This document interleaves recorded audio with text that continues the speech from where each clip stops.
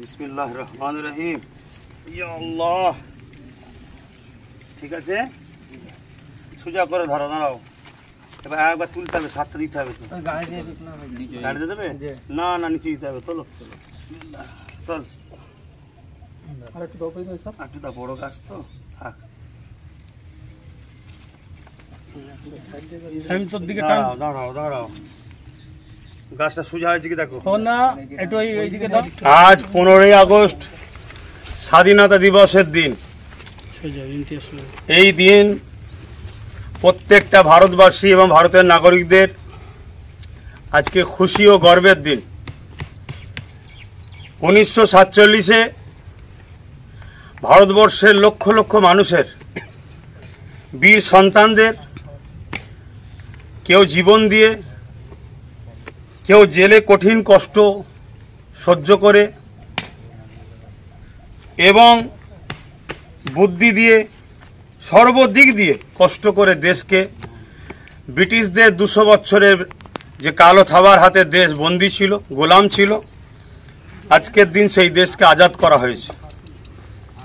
প্রতি বছরের না, এবছরও 15ই আগস্ট এই স্বাধীনতা দিবসের দিনে পুরো দেশবাসী আনন্দ প্রকাশ করছে।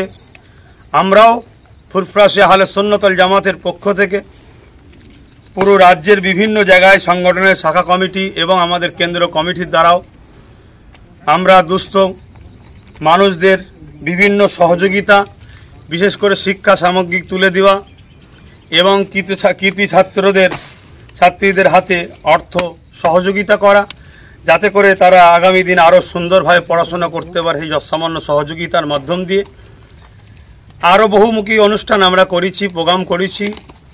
এখন আমরা নলেজ সিটির মাঠে দেশের ভারসাম্যকে ঠিক রাখার জন্য, যেটা আমাদের অত্যন্ত জরুরি, গাছ লাগানো।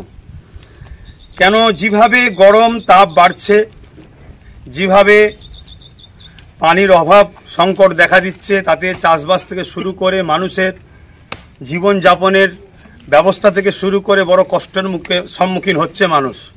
তাই আমরা বিগত দিনেও নলেজ সিটিতে 1500-এর অধিক গাছ লাগিয়েছি। আজকের এই দিনটাকে খেয়াল করে 15ই আগস্ট 500 কম বেশি গাছ আজকে আমরা লাগাচ্ছি। আমি প্রত্যেকটা ভারতীয়, বিশেষ করে বাংলা ভাষাভাষী মানুষকে বলবো, আগামী দিন আমার দেশের ভারসাম্যকে ঠিক রাখার জন্য প্রত্যেকে গাছ লাগাবেন। এই বর্ষায় আগেও বলেছি, নিজ নিজ জায়গায়, নিজ নিজ বাড়িতে প্রত্যেকে একটা করে হলেও গাছ লাগান।